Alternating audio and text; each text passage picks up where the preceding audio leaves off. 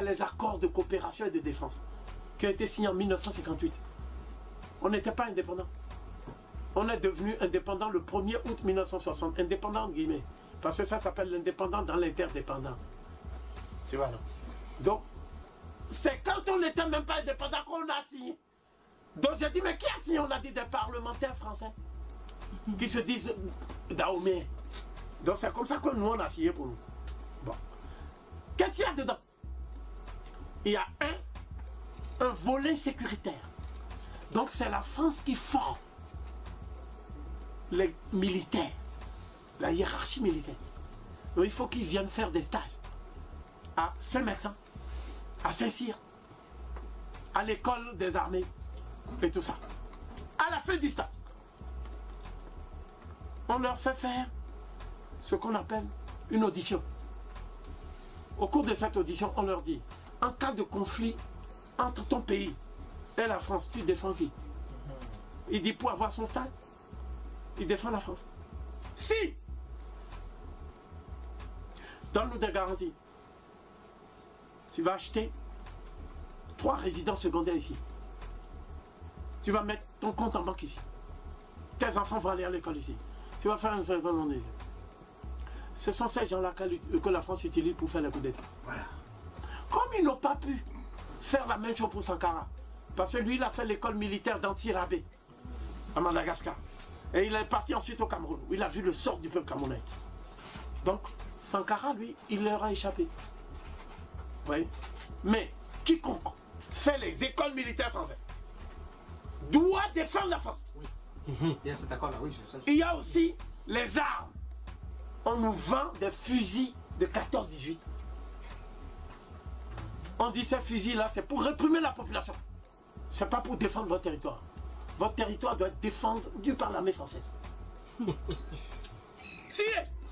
Ensuite, on nous dit, tous ceux qui vont enseigner ici doivent être formés en France par des spécialistes des études africaines, les africanistes. Et on va leur donner le CAA, certificat d'aliénation académique. Une fois qu'on leur a donné, ils rentrent au pays, mais ils ne doivent pas enseigner chez Cantadion. Donc c'est marqué dans les accords de coopération qu'il ne faut pas enseigner. Oui, jamais. Jamais. Donc quand j'ai commencé à dire que je veux rentrer pour enseigner, ils ont dit, tu vas enseigner quoi? J'ai dit l'égyptologie. Ils ont dit non. J'ai dit pourquoi? Ils ont dit non. L'Égypte c'est arabe. J'ai dit mais la chronologie, l'ancienne division du Nord, c'était pas des noirs, c'était des blancs à peau noire. Oh, mais le colloque du Caire, on s'en fout. Donc, ce que je dis là, ce sont les accords. Ce que je dis là, sur l'Égypte ancienne, depuis des années, hein, tout le peuple béninois est au courant. Mais tout le peuple béninois considère comme un scandale que je puisse enseigner. Mais ce que les gens ne savent pas, c'est que les universités ne sont pas faites pour enseigner des matières scientifiquement parlant. C'est des appareils idéologiques d'État qui forment des cadres pour la propagande de la puissance coloniale. C'est ça l'Université nationale du Bénin. C'est ça l'Université d'Abidjan. C'est ça. C'est tout. Bon. En même temps, il faut que tous les livres, par exemple, il ne faut pas vendre les livres qu'on fait pour le live. Il faut vendre les livres de Jacques Attali. Les livres comme ça, que tu trouves à la FNAC. Mais pour les livres scolaires, jamais nous ne devons mettre le contenu scolaire. Ça doit être mis par une commission ad hoc en France, qui est payée par les pays africains. D'accord? Pour falsifier. Donc, c'est pour ça que Hachette a le monopole. Hachette a le monopole des livres. Aucune maison d'édition africaine ne peut même oser. Même pas Mamadou Ebineta. Donc, ensuite, ils forment des gens pour nous dire comment rédiger notre loi fondamentale. Donc la constitution du Bénin, c'est la constitution de l'ancienne 4e République française. C'est même pas la constitution de la 5e République qui date de 1958 et qui est due à Michel Debré. C'est la constitution de la 4e République, ce qu'on appelle le parlementarisme sauvage. C'est ça que le Bénin a. Et qui a rédigé ça? Un juriste qui s'appelle Gonidec. qui a reçu combien? L'équivalent de 200 000 euros.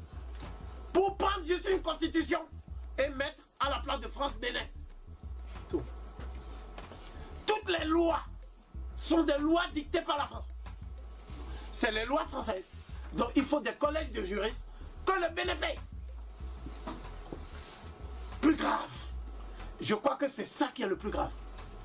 Le Bénin ne peut pas avoir droit à des magistrats, des juges et tout ça, sans que le code juridique ne soit dicté depuis Paris.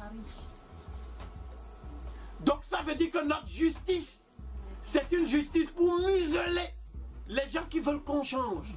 Les gens qui veulent qu'on change, on les appelle des rebelles. On les appelle des criminels. On les appelle, voilà, si tu ne veux pas te criminaliser, tu fais ton droit. Tu prends l'argent, tu as tes résidences secondaires et tu ne te poses pas de problème. Parce que la France, les locodèmes font des assassinats extrajudiciaires par nègres interposés. On dit que celui-ci a disparu. Hein? On a tué un grand opposant au Togo.